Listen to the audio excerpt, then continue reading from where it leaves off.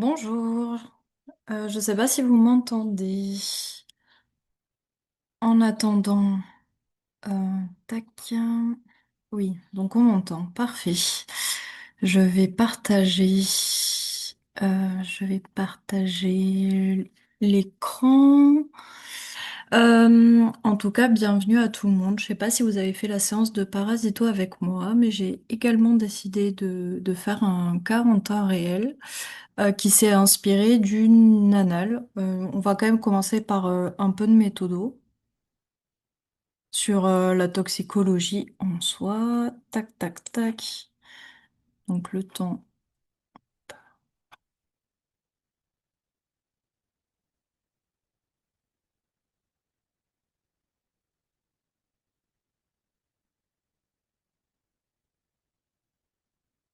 tac.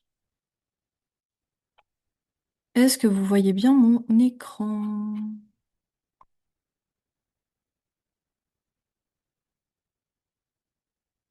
Votre partage d'écran est en pause. Ok.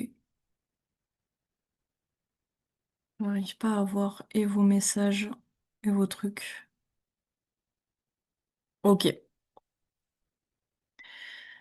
Donc, n'hésitez pas à m'interpeller ou à me démute si besoin, parce que des fois c'est un peu dur de gérer et le chat et le diapo.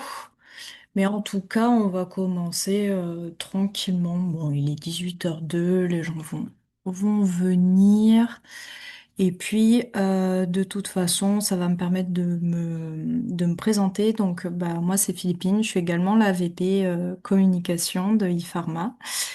Et je suis lauréate du concours européen, enfin du concours de l'internat à titre européen qui permet aux pharmaciens diplômés de l'Union européenne, dont fait partie la France, de passer le concours de l'internat et de redevenir interne, en gros. En soi, ça change pas beaucoup du concours national, même si c'est une logique un peu différente, notamment en matière de notes, mais en tout cas, c'est la même manière de noter, c'est la même épreuve, enfin, voilà, voilà. Sur la tox, j'ai vraiment utilisé un seul support, c'est le debug de Toxico, qui, même si il n'est pas forcément très à jour, c'est-à-dire que par exemple, il y a toujours une slide sur l'indication à la chloroquine, sur le méprobamat, hein, des trucs qui sont plus sur le marché depuis quelques temps. Euh, il synthétise quand même bien la tox et la toxicologie, pour moi, c'est comme la pharmacologie. C'est-à-dire que moi, en tout cas, je pense que je l'ai négligé pendant un long moment. Et pas long moment, mais je pense que j'étais arrivée en juillet de l'année dernière, donc au premier concours blanc régional et que j'avais jamais touché la tox. Pour vous donner une indication, je crois que j'avais quand même relu un peu avant, je crois, deux, trois trucs sur le paracétamol. Et au final, c'est tombé, mais j'ai pu quand même gratter des points, même sans connaître, parce que j'avais des restes. Mais en tout cas, ça, c'est un peu la Bible si vous voulez faire des fiches Anki, des flashcards. Je trouve que ça s'y prête quand même plutôt bien, que ce soit sur les traitements, le diagnostic, les méthodes diagnostiques, c'est assez redondant, je trouve. Il y a vraiment, je pense, des trucs où vous pouvez avoir des points gratuits en retenant quelques trucs clés sans réellement comprendre non plus. Mais surtout bah, sur les mécanismes d'action, les phases, etc. Donc, la tox, ça tombe souvent. Il y a également un cas qui est tombé pas le concours de l'année dernière, mais celui d'avant, sur l'éthylène glycol. Donc, vous voyez qu'il y a quand même des sujets qui reviennent souvent, en fait. Beaucoup antidépresseurs tricycliques, l'éthylène glycol, le paracétamol. Voilà. pense que c'est des choses à négliger, enfin ne pas négliger. Et il y a des choses peut-être plus que vous allez laisser de côté. La toxicologie, tout ce qui est environnemental, je l'ai pas forcément. Alors, je l'ai révisé parce que j'ai pas fait d'impasse, mais j'y ai passé beaucoup moins de temps que l'éthylglycol, les autres types d'intoxication, ce qui semble logique. Pour ce qui était la chloroquine et le méprobamate, je crois que je les ai relus deux, trois fois, et je pense que la chloroquine, j'ai dû le lire un peu plus parce qu'il y a eu des QCM récemment, il me semble, bah, pour le concours 2025. Donc voilà, n'hésitez pas bah, si vous avez des questions ou quoi. En tout cas, il ne voit plus mon diapo. Tac. Ok, donc la tox, c'est assez redondant et c'est pas un sujet où normalement vous allez perdre des points bêtement. C'est toujours assez clair. Euh, on va pas chercher à vous piéger. Ça reste pas très ambigu. Les questions sont un peu les mêmes. Sur moi, le cas que j'ai fait en temps réel, c'est- je me suis permis de prendre quelques libertés, mais en soi, c'est des sujets assez simples. Donc voilà. Donc, en termes de méthodo, c'est quand même important de définir l'intoxication et vous allez la définir par plusieurs choses, aiguë, chronique, volontaire, involontaire, individuelle, collective, domestique ou professionnelle. Et en gros, bah, votre tableau, ça va être, bon, on suspecte une intoxication domestique. Professionnel, c'est plutôt rare, hein. En général, c'est domestique. Euh, voilà, généralement, le contexte est assez, comment dire, assez flagrant. Il y a toujours des fois la question de oui, mais en fait, s'il prend telle substance, c'est volontaire, pas volontaire. Enfin, ça, à la limite, on peut un peu tatillonner, mais généralement, c'est soit en fait, c'est quand même plutôt volontaire. Il y a une tentative d'autolyse, donc ou tentative de suicide, donc une intoxication médicamenteuse volontaire le plus souvent. Il peut y avoir un mésusage, un surdosage, voilà. Bah ça, la méthodo, j'ai pas forcément celle-ci envie d'y passer beaucoup de temps parce que bah en fait c'est la méthodo des cas de base en fait. Vous allez dire bah c'est une intoxication, elle est chronique, aiguë, accidentelle ou pas, enfin bref, vous allez donner des arguments épidémiologiques. Moi ce que je faisais sur l'intoxication, bah, par exemple à l'éthylène glycol, il faut quand même préciser que c'est un liquide bleuté, etc. Diagnostic différentiel, si vous y pensez, faites-le. Euh, pour maladie à déclaration obligatoire sur la tox, il n'y a que le saturnisme infantile qui est d'ailleurs la seule MDO non infectieuse à apprendre. Donc voilà. Et en général, ben, vos arguments cliniques, vous allez les regrouper par sphère, donc les troubles cardiaques, les troubles généraux, etc., etc. Donc, pour le traitement et la prise en charge, vous allez avoir déjà des trucs ben, un peu bonus, mais aussi un peu généraux. C'est-à-dire que quelle est la prise en charge de cette intoxication? Vous allez préciser que c'est une hospitalisation, un traitement en urgence et le bonus qui fait plaisir. Je ne sais pas si c'est vraiment un mot-clé qui compte, mais ça mange pas de pain. C'est la pose de voie veineuse périphérique. Et après, ben, vous allez avoir traitement évacuateur, traitement symptomatique, traitement spécifique, traitement épurateur. Donc en termes de traitement évacuateur, vous en avez plusieurs. C'est souvent dans la phase précoce. Les traitements symptomatiques, sur les troubles cardiovasculaires. Ça, c'est vraiment je pense, une slide à avoir bien en tête et je vais probablement pas trop m'attarder dessus parce que ça va vous spoiler après. Mais non, mais en tout cas, c'est des trucs que vous pouvez vraiment retrouver un peu partout et un peu partout, c'est-à-dire dans tous les dossiers. Donc, c'est-à-dire, il y a un bloc auriculo-ventriculaire, vous donnez de l'atropine. Il y a un ESM, effet stabilisant de membrane, vous donnez des sels de sodium molaire. Enfin bref, voilà. Il faut quand même préciser si bah, il y a des traitements spécifiques. Traitements spécifiques et antidotes. Enfin, moi, en tout cas, j'ai essayé de noter les deux. Les traitements spécifiques, forcément. Bien préciser s'il y en a aucun. Sur les traitements épurateurs, en général, bah, vous avez l'épuration rénale euh, qui est à utiliser dans un cas précis, et après l'épuration extra-rénale qui est le plus souvent utilisée. Et donc, ça, c'était les questions sur la méthodo, et je voulais savoir si vous aviez, bah, enfin, c'était la partie méthodo que j'ai faite un peu rapidement, mais parce que ça va revenir sur le cas, mais je sais pas si vous aviez bah, des questions en particulier, ou si vous voulez démarrer directement bah, sur le cas, en fait. J'avais une question pour les traitements symptomatiques. Est-ce que tu mettais genre tout ou tu mettais selon le cas? Ouais, je mettais en fonction des symptômes quand même. Genre, ça te permet de montrer au correcteur que ça te permet de montrer au correcteur que tu comprends un peu. Mais par exemple,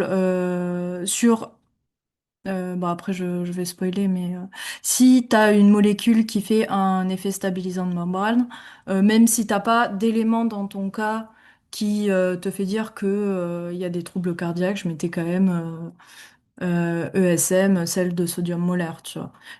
Effectivement, genre j'essaye quand même de tirer un peu, mais s'il n'y a pas de troubles respiratoires, je vais pas forcément dire ventilation mécanique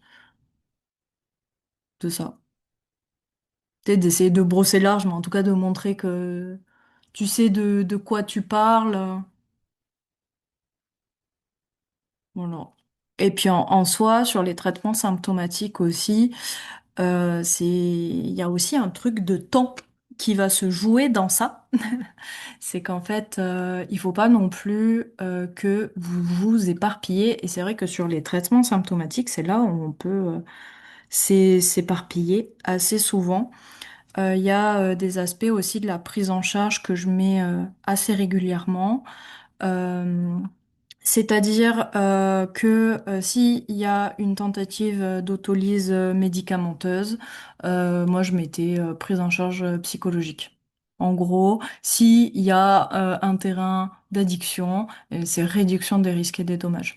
C'était vraiment des trucs comme ça que je mettais un peu enfin, un peu systématiquement, et qui, j'espère, faisait gagner des points. Ok, donc je vois les questions. Salut, faut-il apprendre les drogues type LSD, cannabis, etc. Oui, mauvaise nouvelle. Oui, il faut les apprendre parce que ça peut tomber en QCM. Donc en fait, oui, faut les apprendre, mais il faut pas. Enfin, vraiment, hein, je serais très étonnée qu'il y ait un cas sur l'addicto, sauf opioïdes ou sauf opioïdes assimilés, donc l'héroïne. Parce que, enfin, on va pas te faire une intoxication au cannabis et sauf agent méthémoglobine. Je l'ai plus là, j'ai du mal à parler, pardon. Agent méthémoglobinisant. Bref, voilà. Donc le poppers. Et je pense pas que, et ça c'est mon avis, et donc ça n'engage que moi, je pense pas que ça tombera sur un dossier. Néanmoins, ça peut toujours tomber en QCM. Et le cannabis est déjà tombé, je crois. Donc, est-ce que pour les révisions de toxico, tu as révisé les items qui tombent souvent et ensuite les items qui ne sont pas tombés en cas clinique? Euh, Effectivement, j'ai surtout révisé les items qui sont tombés quand même, au moins dans les annales. Après, j'ai pas fait d'impasse, donc j'ai quand même tout relu. Mais effectivement, la tox environnementale, c'est pas ce que j'ai bossé le plus. En sachant que tout ce qui est aussi intoxication sur les antidépresseurs, le lithium, etc. euh, je l'ai peut-être moins révisé que l'éthylène-glycol, mais parce que tu as aussi le truc que tout ce qui est lithium, bah, en fait toute la pharmaco, bah, tu la révises aussi avec la pharmaco. Donc en fait c'est souvent enfin, le mécanisme toxique, c'est l'exacerbation du mécanisme pharmacologique. Donc si tu connais ta pharmacologie, tu sais comment le traiter, et juste après, la tox, ça se rejoint quand même assez régulièrement. Donc c'est pour ça que oui, il faut pas la négliger comme la pharmaco, et d'autant plus que la pharmaco, bah, ça tombe souvent en cas, et c'est tombé cette année. Et mais il y a des trucs aussi qui se rejoignent entre pharmaco et tox. Donc voilà, je crois que j'ai répondu aux questions.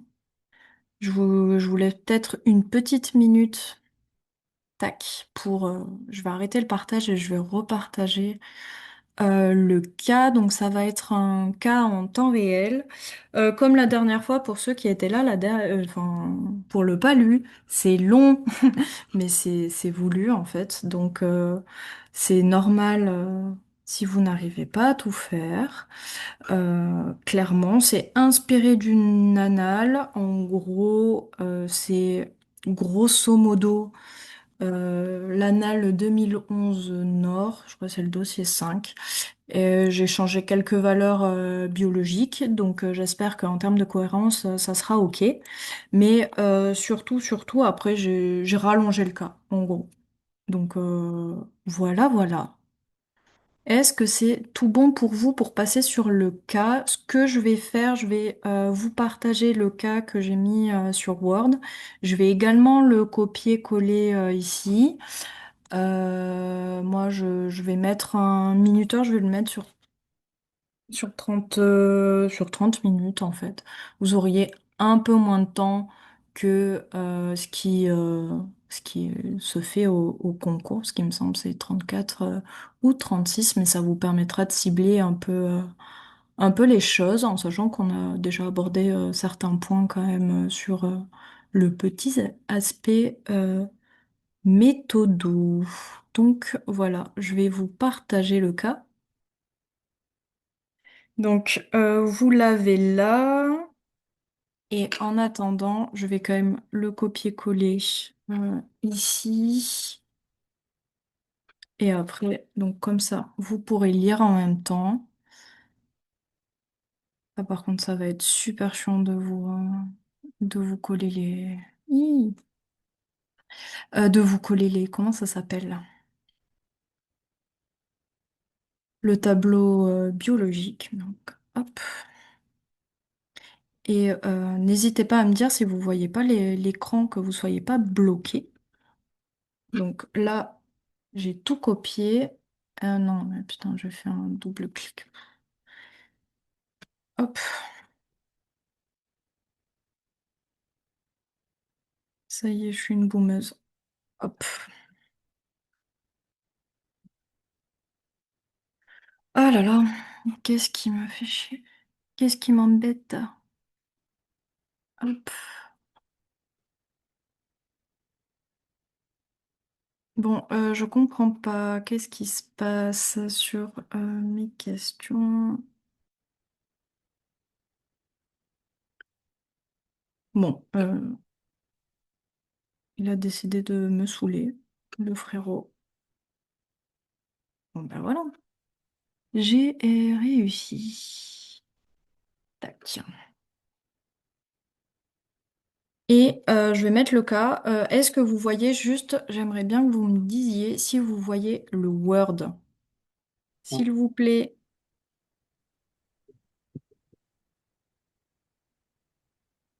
Ouais, c'est bon. Ok, bah c'est parti pour 30 minutes.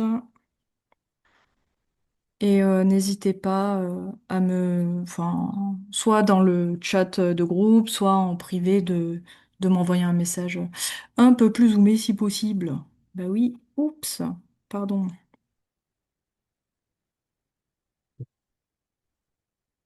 Tididi.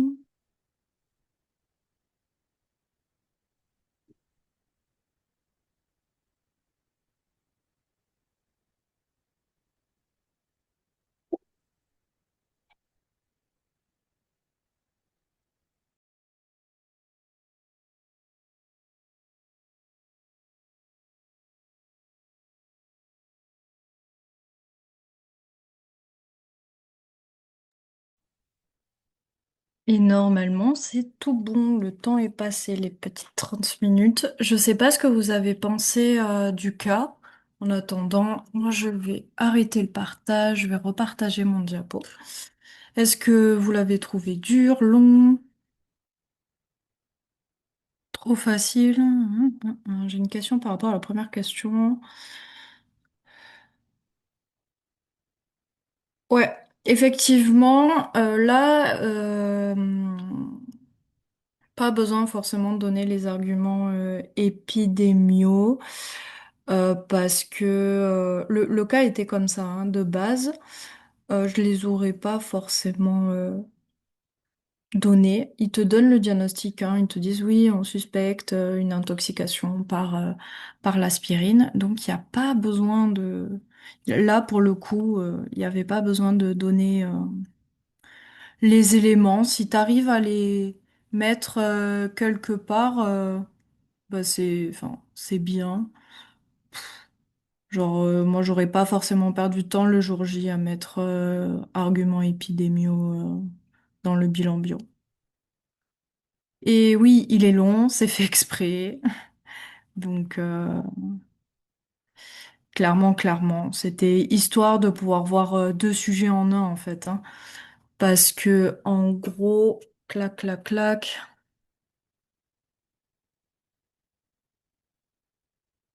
Ouais, le bilan bio était long. Euh, le bilan bio était long. Tout était un peu long en soi. En gros, pour vous donner une idée du cas à la base, donc ça, c'est mon cas. Et en gros, le cas à l'origine de 2011, il y a moins de questions, je crois, mais en gros, c'est cette première partie. Le cas à la base, c'est vraiment une intox au salicylé. Donc voilà. Je crois que j'ai rajouté la question sur les tests biologiques, juste pour que vous l'ayez en tête et surtout que pour les salicylés, c'est un peu plus, c'est moins répétitif que pour d'autres molécules. Bon, bah on va commencer à corriger. Pour le bilan biologique, vous avez trouvé quoi, en gros, comme élément?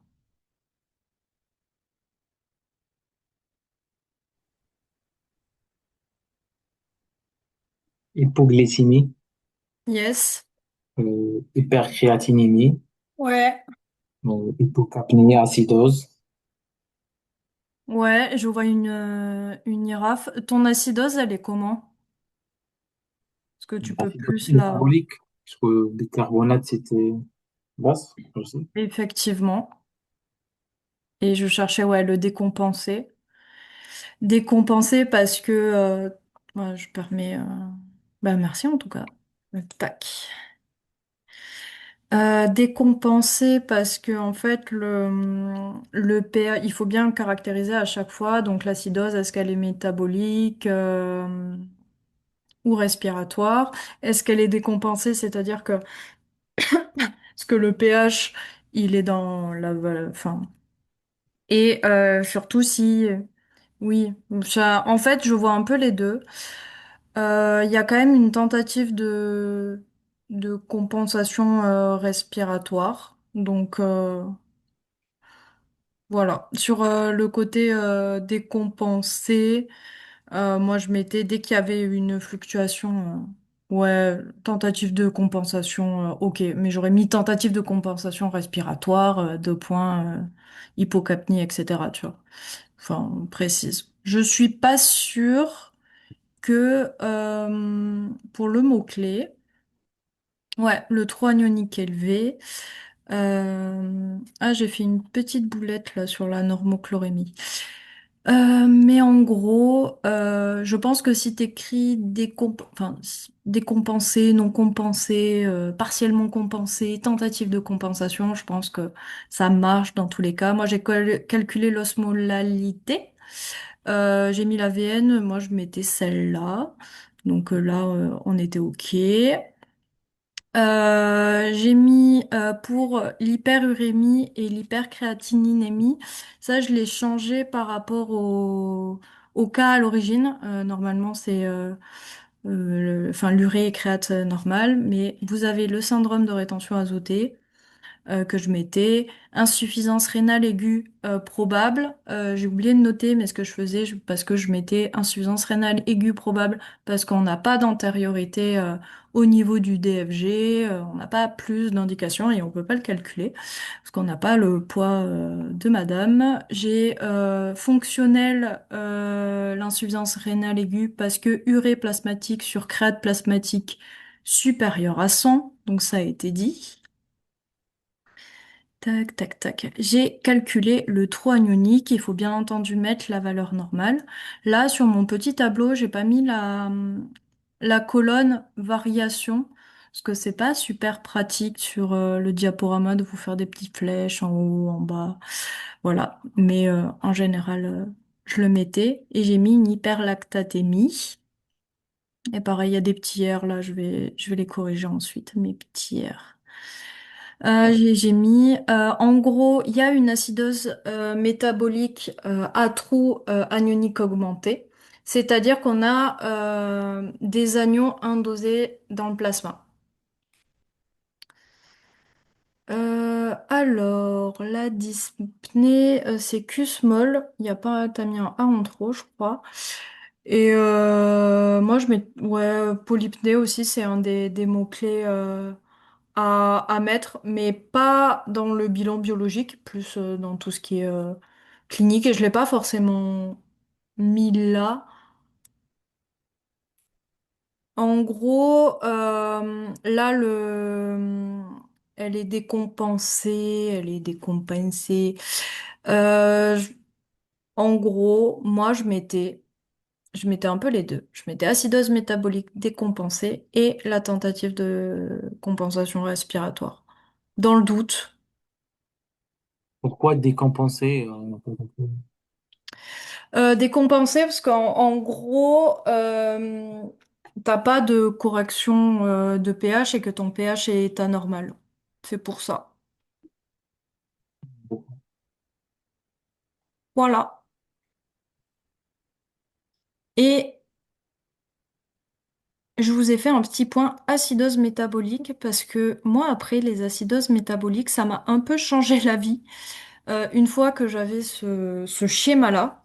Donc en fait, quand vous êtes en présence d'une acidose métabolique, il faut calculer le trou anionique. Ça, c'est enfin, obligatoire, vous le faites. Et généralement, enfin, genre, vous avez toujours de quoi calculer le trou anionique, quoi. S'il y a un trou anionique normal, c'est-à-dire que bah, il n'y a pas d'anions d'espèces négatives qui sont indosés dans votre plasma. Donc généralement, c'est causé par des diarrhées, des tubulopathies rénales, ou ce qu'on peut appeler acidose tubulaire rénale. Et ce qui va tomber le plus souvent, en tout cas en cas, c'est l'hypoaldostéronisme. Et après, sur les acidoses métaboliques, donc à trou anionique augmenté, ce trou anionique augmenté parce que vous avez des anions qui sont indosés, hop, dans votre formule, là, et bien c'est soit parce que vous avez un apport d'acide exogène, et généralement, bah, c'est parce que vous prenez des acides intentionnellement ou accidentellement, donc soit des salicylés, soit c'est une intoxication à l'éthylène glycol. Donc l'éthylène glycol, ça va être associé notamment à une hypocalcémie, et le tableau, ça va être souvent, c'est un enfant qui a bu un produit bizarre dans le garage de ses parents et il fait une acidose métabolique. En général, ce tableau-là, c'est intoxication à l'éthylène glycol. Et c'est une intoxication individuelle. Et pour faire le parallèle avec l'intox au méthanol, l'intoxication au méthanol, c'est souvent une intoxication collective, c'est-à-dire vous allez avoir plusieurs cas et vous allez avoir des troubles visuels. Et donc, en plus sur l'éthylène glycol, vous avez l'augmentation du taux osmolaire. Et après, c'est soit vous apportez des acides de manière endogène, et soit c'est l'acidocétose, mais vous avez également une hypoglycémie, soit une acidose lactique, parce que vous apportez de l'acide lactique, notamment dans le cadre du surdosage en metformine, ou soit l'insuffisance rénale parce que vous n'arrivez pas à éliminer vos acides et donc bah, vous en avez plus. Et en tout cas, c'est vrai que moi, ce schéma, il m'a beaucoup changé la vie en termes de compréhension et puis histoire d'aller aussi plus vite sur les troubles acides-base et les acidoses métaboliques encore plus. Alors, donc, la question 2. Est-ce que vous avez une idée et qu'est-ce que vous avez noté? À part si vous avez des questions sur la question 1.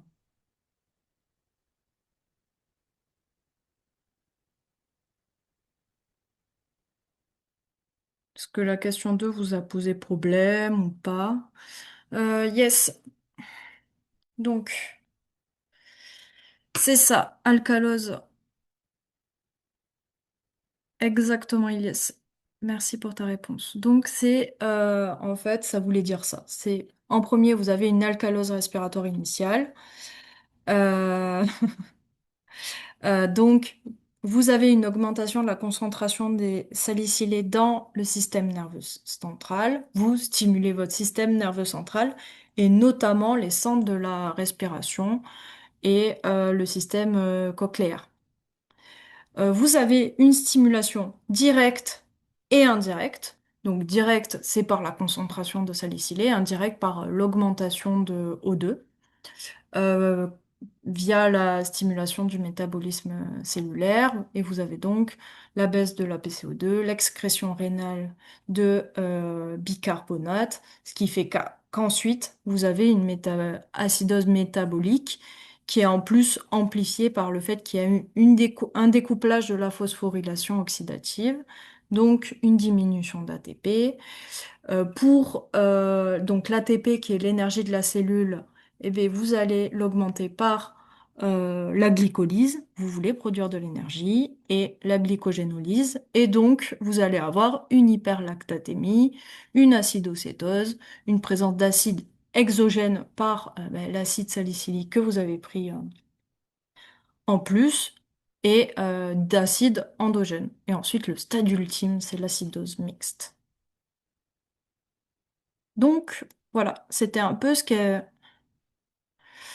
on peut me tutoyer, hein. Je sais que je suis vieille, mais je suis pas si vieille que ça.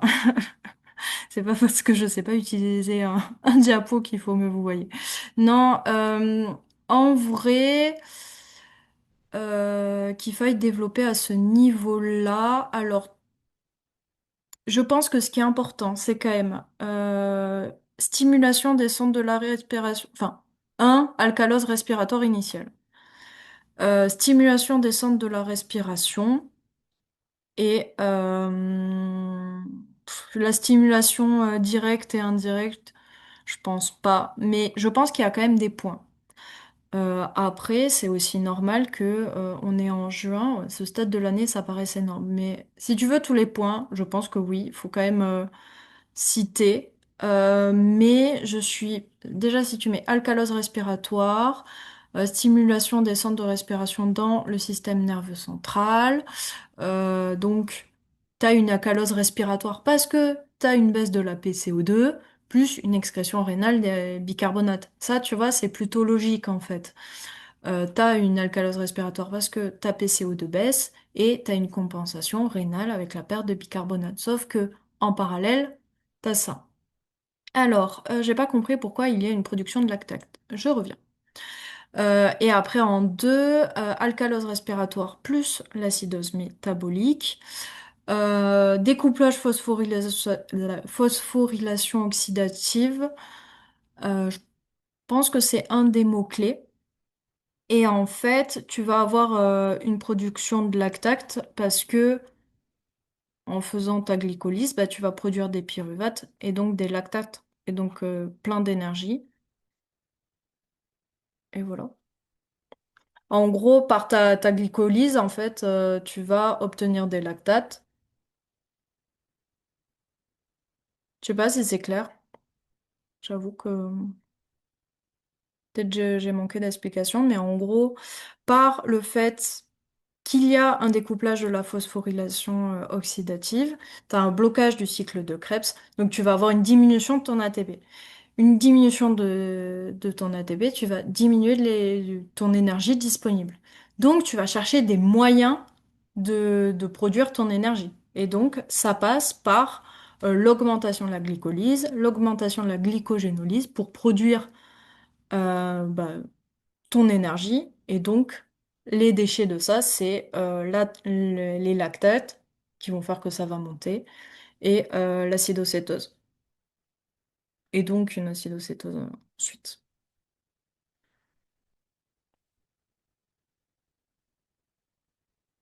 Mais en gros, je pense déjà à ce stade de l'année, si vous avez déjà un peu le schéma il y a une alcalose respiratoire initiale avec les signes cliniques associés, la calose respiratoire plus métabolique et l'acidose mixte. Après, vous allez remettre à partir de la fin d'année les petits morceaux qui manquent, hein. Mais c'est normal que ça paraisse beaucoup. Mais ouh! Et donc ça, c'est le petit 1, donc stimulation descente de la respiration, une hyperventilation, donc une baisse de la PCO2, une alcalose respiratoire. Donc ça, c'est le schéma. Et en gros, tac, vous produisez plein d'acides, que ce soit, bah, parce qu'en gros, découplage de la phosphorylation oxydative, vous allez baisser votre production d'ATP et pour avoir de l'énergie, vous allez augmenter la lipolyse. Donc, en fait, comme quand vous mangez plus, bah, c'est les moyens de récupérer de l'énergie. Vous allez votre glucose qui est stocké par le glycogène, vous allez le casser les chaînes et donc après ça c'est les déchets de toutes ces voies métaboliques qui font que ces déchets augmentent le taux anionique et après vous avez une acidose métabolique. Et ensuite l'acidose mixte parce qu'il y a bah, que le corps humain marche bien donc en fait il commence à s'équilibrer mais ça prend du temps.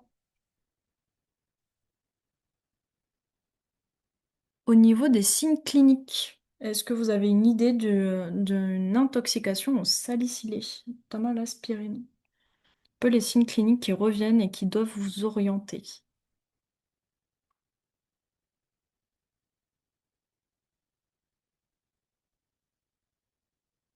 Troubles digestifs, vomissements, ouais. Parce que vous stimulez votre système nerveux central et notamment l'area postrema et la trigger zone, altération de la conscience, l'hyperventilation, l'hyperthermie. Les troubles digestifs, donc vomissements, nausées, mais également bah, la gastralgie.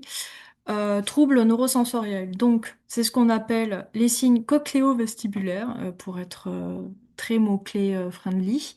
Et en vrai, ça va être dans votre cas, elle a des bourdonnements d'oreilles, elle a des acouphènes, elle a des céphalées, elle a des fois des troubles visuels en fait. La cochlée, c'est ce qui va faire l'équilibre, donc elle va perdre son équilibre, etc. Donc des troubles neurologiques qui peuvent être des troubles de la conscience. J'ai mis céphalée, acouphènes, vertige, mais je les ai mis aussi là-haut, ils sont plutôt là-haut d'ailleurs. Enfin, ça va un peu dans les deux, hein. Mais en général, moi, dans troubles neuro, je mets surtout les troubles de la conscience et neurosensoriels, qui est vraiment un mot-clé pour l'intox au salicylé. Vous allez mettre acouphènes, vertiges, etc. Il y a une hypotension artérielle, mais enfin vraiment légère, il n'y a pas vraiment de normes pour pour l'hypotension, alors que pour l'hypertension, il y en a une. En général, si la tension est notée et qu'elle n'est pas supérieure à 140/90, moi je mettais hypotension, mais dans ce cas-là, vous pouvez marquer légère, hein, parce qu'elle n'est pas non plus très hypotendue, hein, la madame, là pour le coup. La fréquence cardiaque est normale, parce que la valeur normale, c'est 60 à 100 BPM. Il y a des troubles respiratoires, une polypnée, euh, les troubles végétatifs. Alors, en général, moi je suis quand même de la team. Si je sais, je dis, ouais, il y a les convulsions aussi. Si je sais, je dis. Donc, si je peux en mettre quelques-uns en plus, je les mets. Après, le but, c'est pas non plus d'en mettre des caisses et tout. Mais en général, par exemple, là, dans le cas, elle avait pas de trouble rénal. Donc en fait, là, vu que dans le cas à l'origine, la fonction rénale, elle est normale. Donc là, j'aurais mis fonction rénale, enfin pas de trouble rénal, mais insuffisance rénale aiguë fonctionnelle attendue, à suspecter. Il faut obligatoirement trier par grand type. C'est toujours mieux. Après, est-ce que c'est obligatoire? Je pense que c'est toujours mieux parce que déjà, ça va te permettre de réfléchir, toi, de manière un peu plus synthétique et il y a vraiment des choses qui vont revenir assez régulièrement, tu vois. Et je pense aussi que il y a l'autre aspect, c'est malheureusement, bah, c'est un concours, il y a beaucoup de copies. Et si tu peux ménager ton correcteur, je pense que c'est mieux pour lui et pour toi par extension, vu qu'ils ont très très peu de temps pour corriger. Après, je me rappelle plus de mes copies le jour J, mais des fois, bah, tu notes des trucs le jour J, c'est pas forcément dans des grands types, etc. Mais vu que les corrections sont pas trop connues, je pense que trouble digestif est un mot-clé. Donc, il vaut mieux le mettre. Et je pense que quand même, ça améliore ta compréhension également, aussi. Et ça te permet d'aller plus vite au final. Enfin, en tout cas, moi, je sais que ça me permettait d'avoir des automatismes. Est-ce que vous avez des questions ou pas sur... Ah, j'avais une question. C'est juste Oui? comme il disait directement que c'était une intox à l'aspirine, du coup, on n'était pas obligé de mettre c'est une intox, on va dire, aiguë, après que c'est individuel, par autolyse, vu qu'il disait directement que c'était l'aspirine. Ouais, à la limite, tu vois, si t'as le temps, tu la mets là, mais effectivement, pas forcément. Après, tu vois, dans le monde idéal, c'est toujours mieux de le mettre, et s'il faut le mettre, effectivement, il faut le mettre là. Néanmoins, je pense que moi, la première, le jour J, je pense que j'y aurais pas forcément pensé, pour le coup. Ok, merci. Pas de quoi. Donc, les tests biologiques. Et là, en général, il y a des automatismes à avoir que vous n'avez probablement pas encore, mais c'est pas bien grave. Hop, j'ai mis un. Alors, réaliser le diagnostic, j'attendais pas, enfin là en tout cas, j'attendais pas forcément gaz du sang, etc. Parce que c'était vraiment genre le diag. Mais c'est vrai que c'est quand même des tests à faire. Voilà. Mais là, je cherchais, et c'est peut-être moi qui ai mal formulé la question, parce que cette question n'existait pas. C'est que j'ai vraiment mis le côté pour le diagnostic, tu vois. Effectivement, tes gaz du sang, ta pH métrie, enfin ton bilan rénal, c'est ok, tu vois. Mais en tout cas, ce que je voulais mettre, c'était bah, l'analyse toxicologique, l'évaluation qualitative par bandelette avec le réactif de Trinder. Donc, c'est une réaction colorimétrique. Donc, on fait ça, souvent, c'est des bandelettes urinaires, il me semble. Et si c'est positif, vous faites ensuite le dosage de la salicylémie. Pardon. Et donc ça, c'est un peu le truc inédit dans enfin, je veux dire inédit dans la tox. Et sinon, en général, moi j'avais pris l'automatisme de mettre toxicologie, c'est un médicament, dosage, immunochimie sur sérum. Ça, c'est vraiment ça, ça revenait à chaque fois. Et la chromatographie couplée à la spectrométrie de masse. Ça, vraiment, je le mettais un peu à toutes les sauces, en sachant que il n'y a pas, enfin, toutes les sauces, dans les tests biologiques à réaliser pour le diagnostic en tox, en sachant qu'il y a quelques petites exceptions. Je crois que pour le cannabis, c'est une chromatographie en phase gazeuse de mémoire. Et en général, vu que j'étais un peu... en tout cas, j'ai mis du temps à être performante sur tout ce qui était...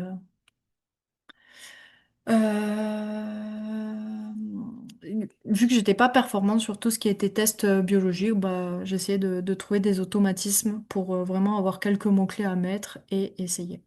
Donc, vous faites le dosage de la salicylémie, ça a un intérêt pronostic. Et cette salicylémie, oups, pardon, ça va vous permettre de créer un nomogramme de donne. Ça a en général peu d'intérêt, contrairement au nomogramme pour le paracétamol, parce que là, en plus, on n'a pas la date d'ingestion qui est connue, et il faut 6 heures d'absorption. Mais voilà, c'était juste, si vous arrivez à y penser, bah, vous êtes bon. Moi, par exemple, je pense que j'ai pas réussi à le retenir de l'année, hein. Donc, c'est vraiment histoire de gratter quelques points, mais c'est pas le plus important. Et en général, oui, vous pouvez mettre recherche d'autres intoxications. Ça, c'était vraiment un peu le bonus, et notamment de l'éthanol, vu qu'elle avait pas d'antécédents médicaux particuliers. C'est quand même mettre recherche des autres intoxications, ça fait toujours bien. Et ça permet de gratter quelques points, je pense. Ça veut dire quoi, immunochimie sur sérum dans ce cas? Bah, en fait, l'immunochimie, c'est une technique d'analyse. Et bon, ensuite, genre, c'est. En fait, ouais, j'avoue, là, pas genre, tu me poses une colle, mais dans le sens où ça me paraît tellement. C'est tellement un automatisme, j'étais en mode oui, immunochimie sur sérum. Mais en gros, la technique immunochimique, ça va te permettre de détecter qualitativement et quantitativement ta substance, en fait, comme un ELISA, sauf que c'est une technique enzymatique. En gros, la technique immunochimique, bah, tu utilises des anticorps pour détecter un truc. Bah, immuno, parce que il me semble que tu utilises, hop, les anticorps, en tout cas, dans certains cas. Tac, tac, tac. Je peux le rechercher parce que je pense que j'avais un truc détaillé sur l'immunochimie.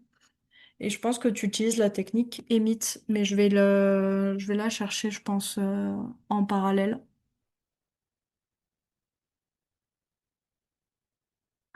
Donc, pour la question 5, donc j'ai mis une mesure de la salicylémie à 945. Qu'est-ce que ça veut dire selon vous? Ah oui, et là, hop. Est-ce que vous connaissez en fait les bornes pour l'intoxication? Yes, j'ai mis sévère. Et effectivement, donc vous allez vouloir tester la salicylémie. Donc, tac. L'intoxication modérée, c'est à partir tac, de 650. Donc ça, c'est les bornes que j'ai repris, hein, clairement dans le. Par contre, j'ai pas mis légère, mais l'intoxication légère, et je vais la noter directement. Je sais pas si vous me voyez le noter, mais J'ai oublié de marquer la borne légère, qui est à partir de 450 à 650 milligrammes, hop, par litre.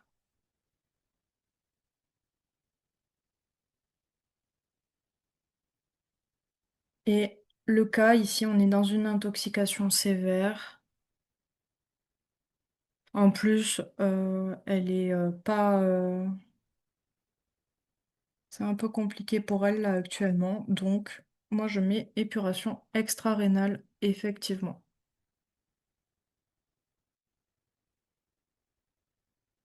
Donc, au niveau de la prise en charge, bah, je vous ai un peu spoilé le truc.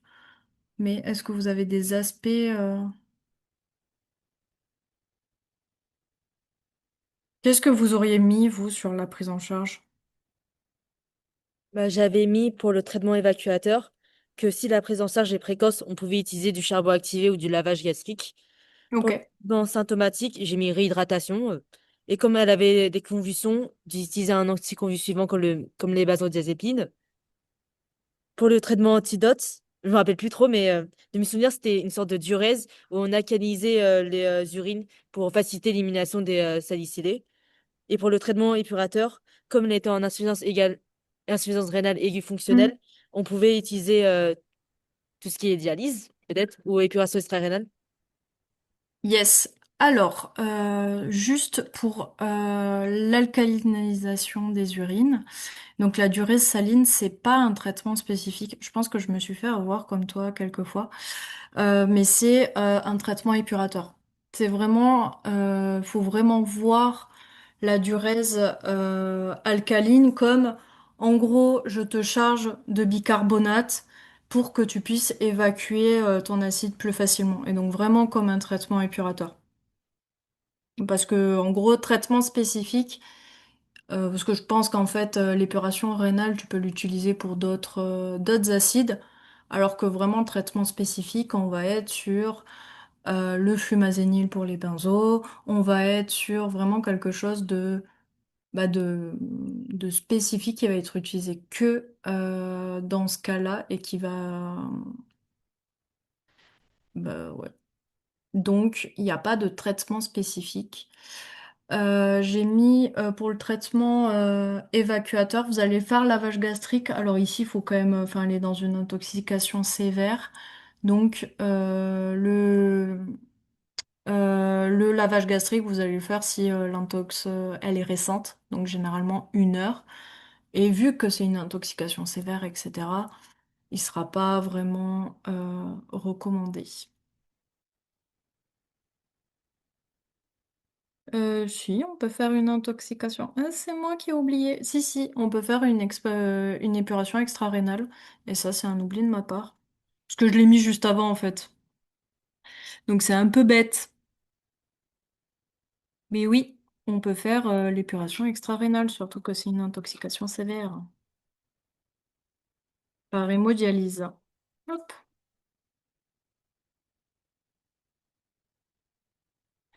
J'ai quand même mis le suivi, le CG, iono, gaz du sang, pH urinaire, etc. C'est toujours bien de le mettre. Après, c'est toujours, bah, c'est si vous avez le temps. Pareil, j'ai mis mes petits, comment dire, mes petits automatismes. Donc, j'ai mis urgence, hospitalisation, la pose de voie veineuse périphérique que je mets littéralement tout le temps en tox.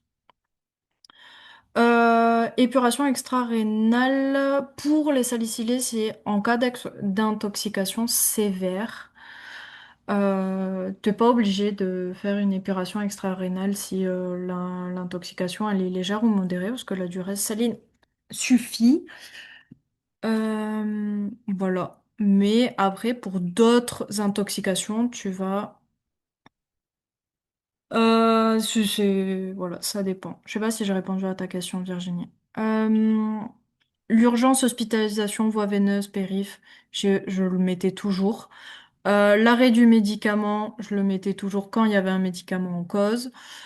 Et j'ai mis prise en charge psychologique parce que bah, elle fait une intoxication médicamenteuse volontaire et donc il faut qu'elle aille voir un psychologue, c'est quand même mieux pour elle. Voilà. Et ça fait ça là, cette phrase, c'est vraiment un truc que je mets toujours. Mais en gros, l'urgence hospice et la VVP, donc voie veineuse périph', je le mettais à chaque cas de tox, clairement. Et en général, même urgence, hospitalisation, je le mettais assez régulièrement et j'avais plus tendance à noter les cas où il n'y avait pas de prise en charge en hospitalisation, c'est-à-dire bah, les cystites. Qu'est-ce qu'il va avoir également? Il y a d'autres trucs. Bah, les angines, s'il y en a.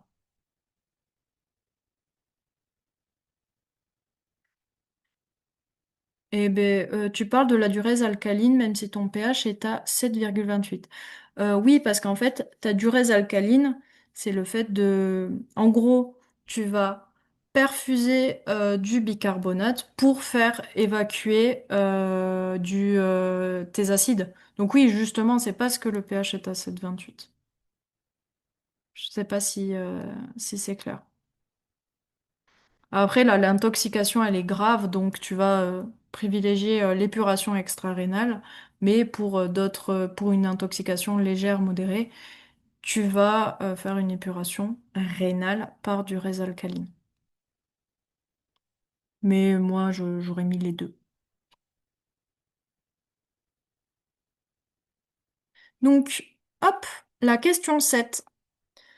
Là, c'est là où où je m'y suis mis en, comment dire, pas en freestyle, mais en tout cas, ce qui n'existe pas dans le cas.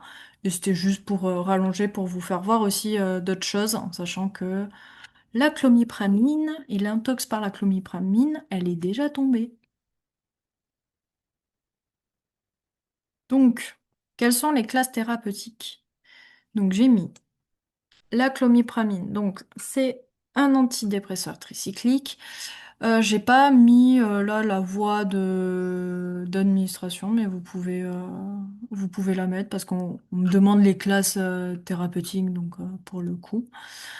Le mécanisme d'action, vous allez inhiber la recapture des catécholamines et de la sérotonine, mais il va avoir une inhibition non sélective. Et donc ça va avoir effet aussi sur d'autres récepteurs muscariniques, alpha-adrénergiques, les récepteurs histaminergiques, notamment les H1, ce qui fait les effets indésirables. Et c'est pareil pour tous les antidépresseurs.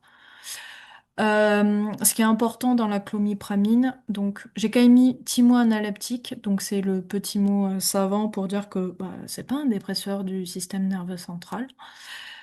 J'ai quand même noté bah, l'effet stabilisant de membrane qui est très important pour les antidépresseurs tricycliques et les effets indésirables, donc ça va être des effets atropiniques assez connus, la constipation, la sécheresse buccale. Il va avoir également un peu plus spécifique donc des troubles cardiaques, donc l'allongement du QT, des effets centraux et non spécifiques, l'insomnie, l'anxiété. De toute façon, tout ce qui est antidépresseur, bah, vous allez avoir insomnie, vous allez avoir somnolence, enfin, voilà. Là, j'ai fait la liste un peu plus exhaustive pour que vous ayez deux, trois notions, mais si on vous dit trois effets indésirables, il faut faire trois effets indésirables, il faut pas en mettre des couches, hein. Et ils le font de plus en plus souvent de dire, bah, il nous faut tant d'effets indésirables et puis point barre. Pareil sur les contre-indications, je les ai pas demandées là, mais c'était juste pour votre information, pour que vous les ayez.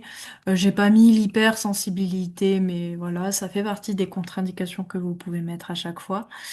Glaucome à angle fermé, obstacle urétro-prostatique à cause de tout ça bah, des effets atropiniques et infarctus du myocarde, IDM récent, vu que ça a un effet sur le cœur. Donc après, l'alprazolam, c'est une benzodiazépine, pardon. C'est un dépresseur du système nerveux central. Au niveau du mécanisme d'action, c'est un modulateur allostérique des récepteurs GABA-A centraux. Ça augmente la fréquence d'ouverture du canal chlore, ce qui entraîne une hyperpolarisation, la génération d'un potentiel d'action inhibiteur et donc l'augmentation de la transmission GABAergique. Parce que le GABA, c'est le principal neurotransmetteur inhibiteur du système nerveux central. Donc si vous augmentez votre transmission, vous augmentez vos signaux inhibiteurs et donc vous augmentez la dépression du système nerveux central. Le moyen mémotechnique pour les propriétés des benzodiazépines en général, c'était AMAC, donc hypnotique, amnésique, myorelaxant et anticonvulsivant. Quelles que soient les benzodiazépines, ça peut arriver. Ça dépend aussi de la dose.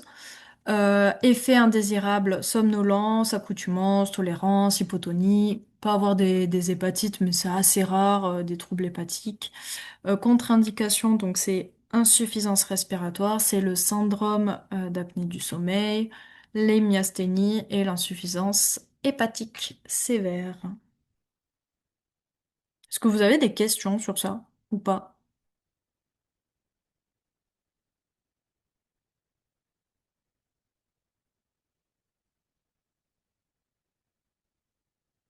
Bon.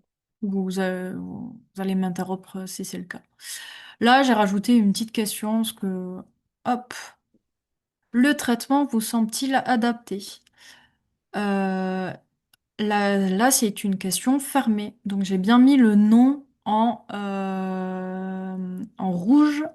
Et c'est vrai, est-ce qu'on précise que c'est un anxiolytique? Oui, tu peux préciser. Je vais le rajouter. Bien vu. Il faut bien préciser quand c'est une question fermée et que ce soit en cas clinique, en exo, enfin où vous voulez, il faut bien préciser si c'est une question fermée, si vous répondez par oui et par non. Et parce que c'est des points, parce que oui et non, c'est un mot-clé et c'est vrai que ça paraît évident, mais dès qu'on fait en temps réel, et bien des fois, ça passe à l'as. Donc, moi, mes propositions d'intervention pharmaceutique, c'est switch vers antidépresseurs de première intention, et notamment les ISRS, inhibiteurs sélectifs de la recapture de la sérotonine, notamment fluoxétine, sertraline, mais vous en avez d'autres.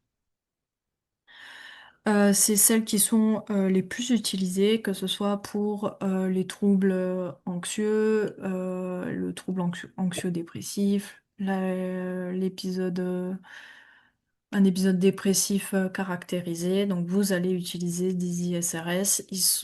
C'est quand même les mieux tolérés. Ils ont moins d'interactions médicamenteuses et ils ont une bonne efficacité et les antidépresseurs tricycliques.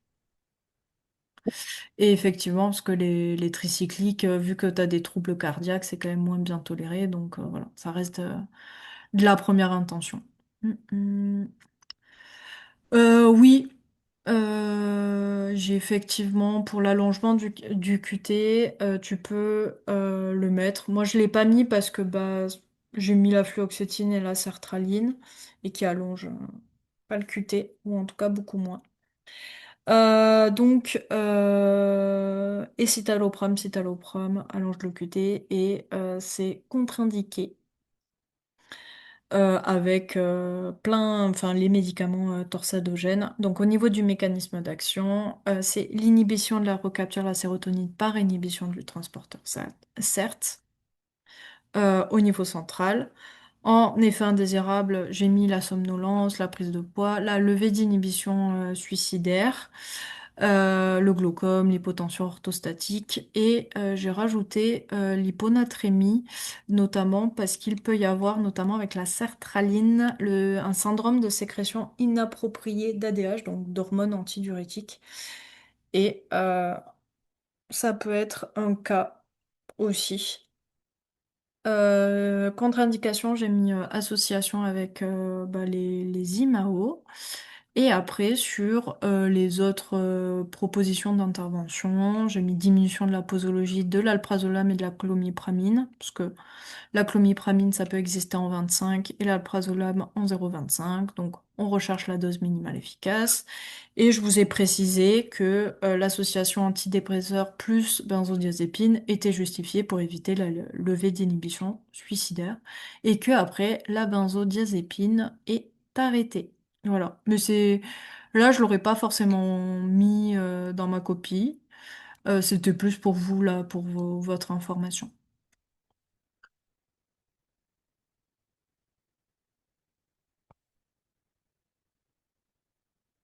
Hup. Je sais pas s'il y a des questions.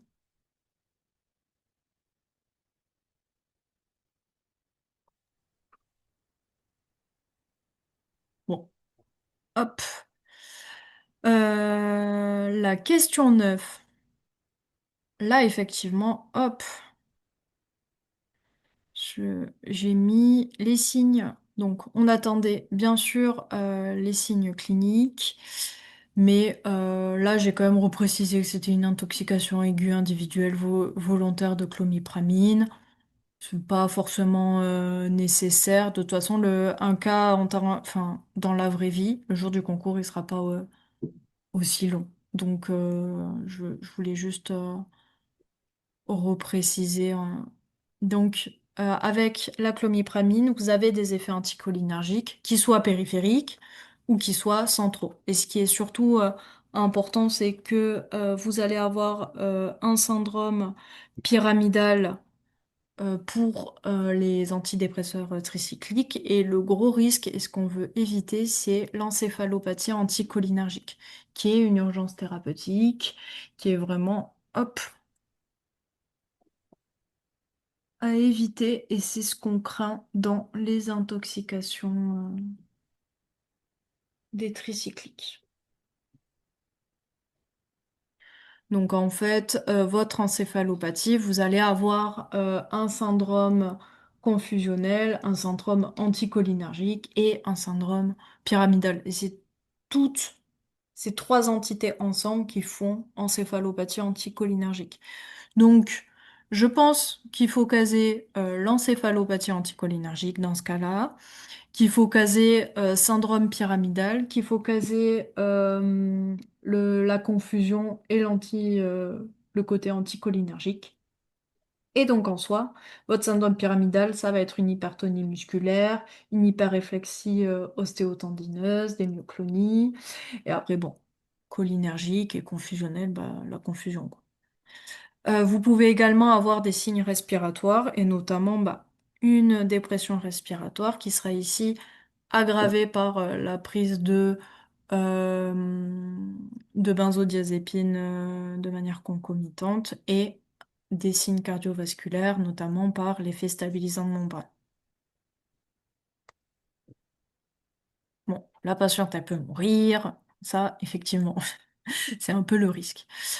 Pour l'effet stabilisant de membrane. Donc, ce qu'on appelle effet stabilisant de membrane, et je m'étais fait une petite fiche sur ça parce que j'oubliais à chaque fois, c'est quand on bloque l'entrée des ions sodium lors de la phase zéro du potentiel d'action.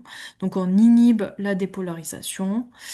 Et en fait, ça se voit sur le CG, parce que vous allez avoir un allongement de l'espace QT et un élargissement du complexe QRS.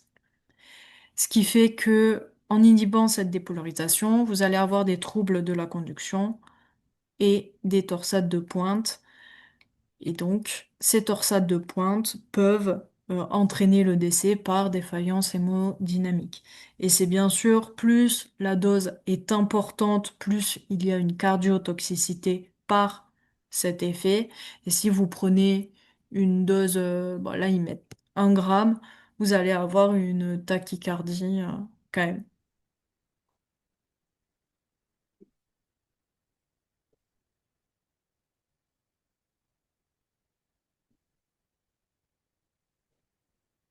Alors, tac. Donc, pourquoi ma slide elle a bugué? Ok. Donc, en fait,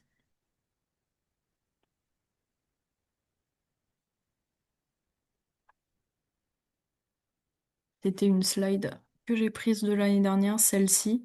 Mais en gros, parce qu'il avait fait le cas antidépresseur et benzodiazépine.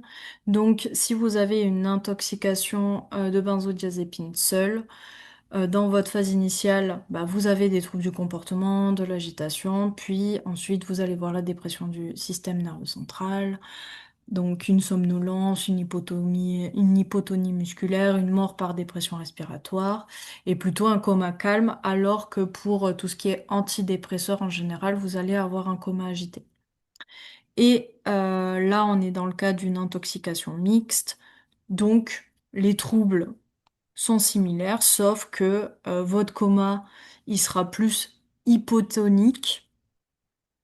En tout cas, c'est ce qui est attendu. Et une majoration de la dépression respiratoire et l'hyperréflexie ostéotendineuse, de par le syndrome pyramidal qu'on a vu juste avant. Est-ce que vous avez des questions sur ça ou pas?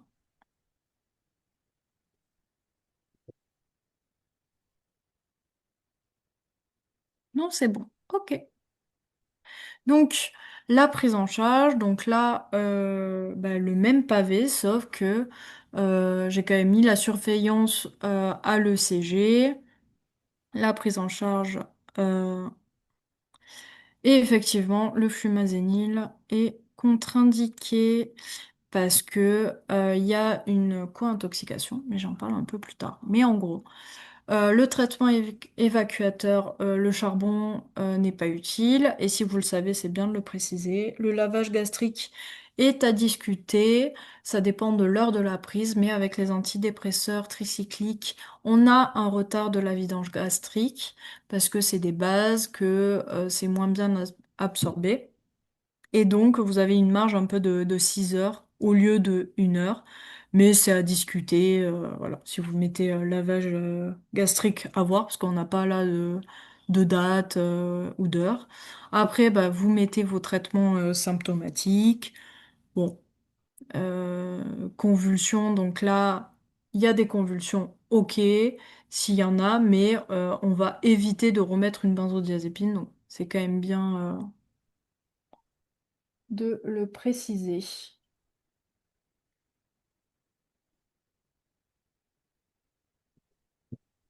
Je regarde juste parce que j'ai vu ta question sur le charbon.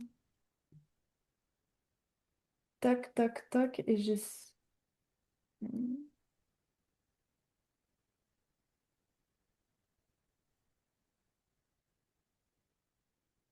Eh bien, j'ai pas la réponse. Tac, tac, tac. Parce que j'ai vraiment tout. Est-ce qu'on peut utiliser le charbon? Mhm. Moi, j'avais noté que non, mais pourquoi on ne peut pas l'utiliser? Là, pour le coup, je l'ai pas. Donc, c'est pour ça que je réfléchis en même temps. Je recherche et je te dis. On fait comme ça. Donc là, j'ai mis un peu tous les traitements symptomatiques, en sachant que tout ce qui est traitement symptomatique, vous, là, je vous le dis, mais enfin, ça peut être utilisé dans d'autres choses aussi, hein. Hop. Donc, pour l'effet stabilisant de membrane, ça va être des sels de sodium molaires. Euh, il peut y avoir une hypocalémie de transfert, donc après, vous surveillez quand même le yono. Il n'y a pas de traitement spécifique, traitement épurateur. Hop. Ah, j'avais une question Oui. pour le collapsus. En fait, Ouais. dans la clinique, ils diront que c'est un collapsus ou c'est il y a des signes cliniques? Alors, pardon, j'ai pas compris ta question. Excuse-moi. Pour le traitement symptomatique des collapsus, ce sera Ouais. directement dit que c'est une collapsus ou ce sera indirectement dit? Tu vois? Parce que du coup, il n'y avait pas les signes de, tu vois, pour la patiente. Ouais, ouais, ouais. Je pense qu'ils te le diront clairement, tu vois. Là, je l'ai mis parce que ça permet de vous de le revoir, mais je pense pas dans ce cas-là qu'il y avait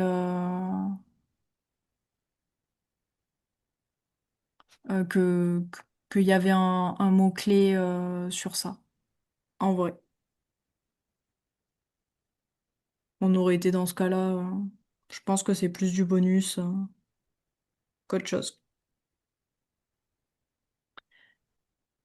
Et juste ici, on est dans une intoxication mixte, donc tricyclique plus benzodiazépine. Donc, pourquoi? Bon, bref. L'antidote des benzodiazépines, c'est le fumagénil. Et effectivement, ici, c'est contre-indiqué parce que il y a un antidépresseur tricyclique, donc on diminue l'effet convulsivant de la benzo et en fait en enlevant la benzodiazépine, potentiellement on entraîne des convulsions et on n'a pas forcément envie. Juste pour collapsus, j'ai pas forcément il n'y a pas forcément de définition précise, mais c'est vraiment quand tu as une chute drastique de ta pression artérielle, bah, tu vas dire c'est un collapsus cardiovasculaire. Donc c'est vraiment...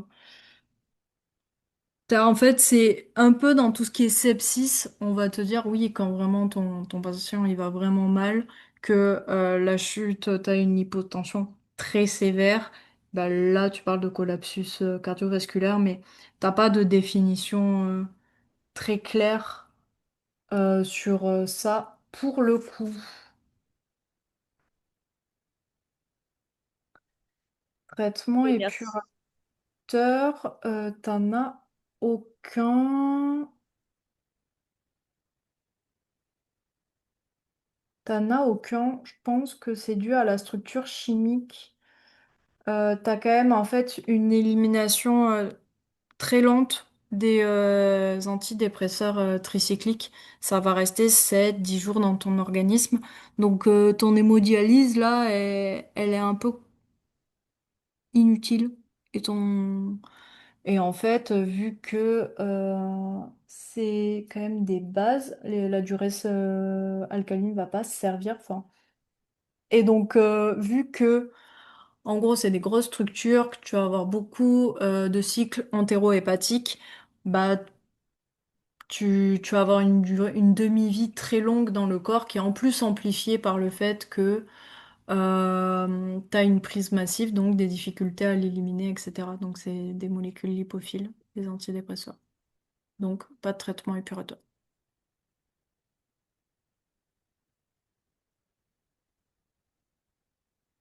Et ben, pour moi, c'est la fin. Mais je sais pas si vous avez des questions, que ce soit... J'ai arrêté le partage. J'avais pas forcément plus à vous dire. Mais est-ce que vous voulez échanger un peu sur le concours, l'internat? Enfin, je sais pas.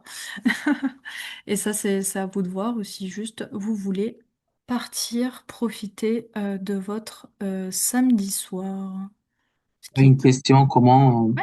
s'organiser sur la période de l'été? Comment tu as été organisé? Moi, c'était un peu particulier parce qu'en fait, donc comme je le disais, j'ai passé le concours à titre européen, donc j'étais déjà diplômée de pharmacie et en fait, quand j'ai décidé de passer le concours, donc en janvier 2025, je travaillais à mi-temps et j'avais un travail de bureau, pas du tout en officine. Et donc en fait, je travaillais à mi-temps et je m'étais organisée sur les fins de semaine. Donc je travaillais mercredi après-midi, jeudi et vendredi. Et vu que j'aime bien me surcharger, j'avais aussi pris un DU sur le premier semestre. Donc en gros, l'été déjà, vu que bah, j'avais déjà passé mes examens de DU, que je travaillais à mi-temps, je me suis pris quand même 2 semaines de vacances dans mon travail. Donc déjà, j'ai pris quelques jours pour me poser. Après après le concours blanc. Et après, ce que je faisais, donc je travaillais que sur, enfin que, entre guillemets, hein. Je travaillais les premières moitiés de semaine, donc les premières moitiés de semaine, donc lundi, mardi et mercredi matin. Ce que je faisais en général, je me levais, je dirais vers 8 heures. Je commençais par les exos, parce que ça me permettait de me mettre en jambes. Je faisais généralement 2 heures d'exos et j'avais un petit planning et j'essayais de changer les thèmes sur ça. Ce que j'avais quand même essayé de faire et de mettre en place sur vraiment à partir de juillet, c'était déjà de toucher un peu plus les annales. Donc je crois que j'étais arrivée au concours blanc, je pense que j'avais fait qu'une seule annale. Euh, et donc bon bah là je me suis dit eh, quand même il faudrait faire des annales. Et donc je faisais les exos en temps, enfin 2 heures généralement d'annales. Je crois que j'ai commencé à partir de ce moment-là. Ou alors en tout cas. C'est ça. Et après, je révisais beaucoup. Je faisais le lundi matin, je faisais la colle d'e-pharma. Ou je la faisais l'après-midi. Je faisais le concours blanc d'e-pharma hebdomadaire. Donc, une fois par semaine, bah, j'avais mon concours blanc de QCM. Et donc, c'était mes révisions de QCM, quoi. Ou alors, quand j'arrivais pas à travailler, je faisais des QCM, genre à revoir et tout, mais c'était vraiment pas constant. Et après, bah, je changeais, je faisais généralement peut-être deux, trois dossiers, je révisais comment dire. Par exemple, je me disais, bah, l'après-midi, c'était full bioche. Genre, je révisais deux, trois sujets, j'essayais de faire un ou deux cas dessus. Moi, vu que j'avais quand même j'étais un peu obnubilée par la note, etc. Donc, je faisais beaucoup, en tout cas, j'essayais de trouver des cas à noter. C'est pour ça que j'aimais beaucoup faire l'école. Et je sais pas si, j'ai pas vu les dernières cols, mais c'est vrai que l'année dernière, s'il y a des doublants, c'était enfin, je trouvais que l'école, je me suis pris des cartons, hein, sur l'école et ça m'a fait vraiment déprimer. Parce que les mots-clés n'étaient pas vraiment dimensionnés. Enfin, moi, je me rappelle d'une colle sur l'APR l'année dernière où le mot-clé, c'était le mécanisme, la physiopathologie de la polyarthrite rhumatoïde. Et je fais, non, c'est mort. Et effectivement, le jour J, enfin, un mot-clé ne sera pas tout un truc de physiopathologie. Ça semble logique. Et c'est un peu le parti pris aussi, je pense, de certains, et en général sur les tutorats, on préfère être tatillon pour que le jour J, ce soit un peu plus facile et pour avoir des mécanismes. Mais en tout cas, si au col des 10 pharma, vous avez des mauvaises notes, ne vous inquiétez pas.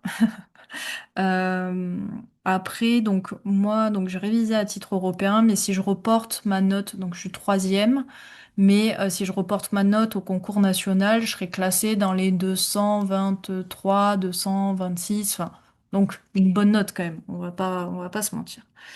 Donc l'orga, la méthode DJ, moi, c'est un peu la méthode DJ au doigt mouillé, j'avoue pour le coup. Parce qu'après, c'était trop compliqué pour moi. Mais l'été, j'ai essayé de le prendre chill. Donc, je travaillais lundi, mardi, le mercredi matin. Je faisais au moins 2 heures d'exo tous les jours. Et cet été, j'ai commencé à faire les annales. Des fois, les samedis, je bossais, soit je relisais des trucs. Ça pouvait être les valeurs normales, etc. Si je bossais, j'essayais quand même de faire au moins mes exos. Et après, bah, moi, j'étais partie dans l'optique que mon dimanche, c'était sacré. Et j'ai vraiment pas travaillé les dimanches. Donc voilà. J'ai en tout cas, moi je suis plutôt, enfin après ça c'est mon fonctionnement et c'est aussi à vous de trouver votre fonctionnement. Moi ça me stressait trop de prendre, même si j'en avais besoin, genre des grosses périodes de vacances. Là je vous ai dit que j'ai pris des vacances début juillet l'année dernière, mais genre j'ai pris je pense grand week-end, peut-être 3 jours, mais je préfère prendre 3 jours régulièrement entre guillemets, hein, dans l'année, genre un jour par-ci, un jour par-là, plutôt qu'une semaine, genre en juillet. Mais ça, c'est mon fonctionnement et c'est parce qu'après, je culpabilisais et tout. Les annales de dossier, moi, ce qui me posait vraiment problème sur les annales de dossier, c'est qu'en fait, les corrections du CNG sont OK. Je pense que, et OK, je pense que ça dépend des sujets, mais elles sont quand même plutôt OK. Néanmoins, je trouve qu'elles sont pas complètes non plus. Et moi, c'était toujours, en fait, moi, ce qui était très compliqué, parce que l'internat à titre européen, j'avais un objectif de notes, je devais avoir la moyenne, et donc j'étais en mode, bah ouais, mais en fait, je note des trucs, mais à combien de points ça vaut? Et ça, c'était super compliqué. Et donc, moi, ce qui m'a permis de voir, c'était l'école, c'était... Je les trouve pas si incomplètes que ça, mais des fois, ça manque de précision, et vraiment, enfin, ça dépend des sujets. Quand je regarde, je pense que clairement, sur certains points, elles sont pas complètes, mais je pense pas qu'elles soient si incomplètes que ça, quand même. Néanmoins, bah, c'est dur de jauger en fait. Et clairement, il manque des trucs parfois. Et des fois, c'est juste au niveau de certaines questions, il manque des trucs. Et puis des fois, je pense que on pense, nous, à certains détails, mais en fait, peut-être que ça te vaut, je sais pas, 0,5 comme point, alors que bah, si tu penses à ta grosse phrase, ça vaut 2 points, quoi. Donc c'est un peu compliqué, mais c'est ça qui me posait vraiment souci sur les dossiers.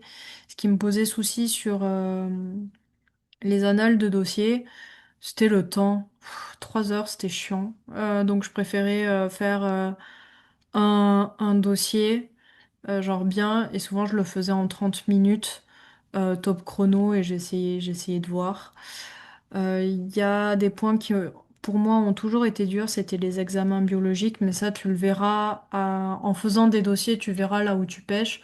Je t'encourage à faire bah, tout ce qui est concours blanc, colle, parce que tu te confrontes aussi à ça. Et donc, c'est quand même, bah, je pense, important de les faire et important aussi de se mettre en condition, même sur des sujets standards. Après, sur enfin, vraiment les types de dossiers, je trouve que les... je me suis pas retrouvée sur certains cas, ou alors c'était il y a très très longtemps, où les sujets étaient ambigus. Je trouve que ils arrivent quand même à driver bien le truc pour que tu comprennes où ils veulent aller, etc. Mais c'est peut-être moi qui ai vraiment une capacité de synthèse aussi à bien voir les points et ça ressortait assez. En tout cas sur les diagnostics, en sachant que je pense que par exemple si tu mets diagnostic quelque chose mais que tu mets diagnostic différentiel, le vrai diagnostic qui te mettait, est-ce qu'il te compte les points ou pas? Je ne sais pas. Donc il y a ça aussi sur la question des diagnostics. Je pense que mettre les diagnostics différentiels, c'est toujours bien parce que si ils notent vraiment un mot-clé, que tu mettes le bon diagnostic ou tu le mets dans un diagnostic différentiel, je pense que c'est OK. Mais je ne pourrais pas savoir. Mais, ah oui, tac, tac, tac, le cannabis,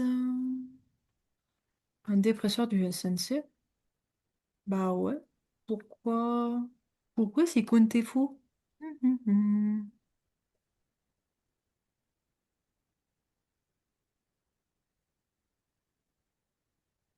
Ah si. Euh, c'est compte est faux parce qu'en fait, et je me fais avoir, et même de base, parce qu'on est en mode, oui, le cannabis, ça shoot, mais en fait, c'est un psychodysleptique. C'est pas un dépresseur. Voilà. Je viens de vérifier sur le debug de Tox.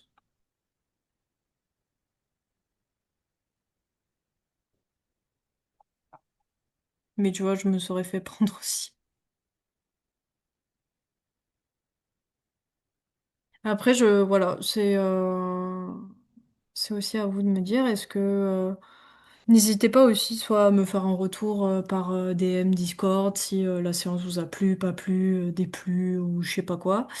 Et s'il y a peut-être aussi, je sais pas si c'est pas prévu que je fasse d'autres séances, mais s'il y a des sujets qui vous semblent importants de traiter, peut-être que je peux faire passer au bureau ou quoi, ou même moi me motiver pour les faire. En tout cas, n'hésitez pas. Et je sais pas, bon, après si vous avez d'autres questions.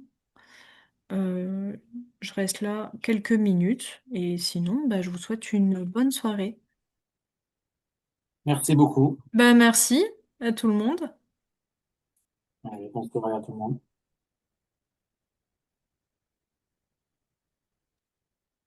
Bon, bah, je reste la minute syndicale jusqu'à 20 heures.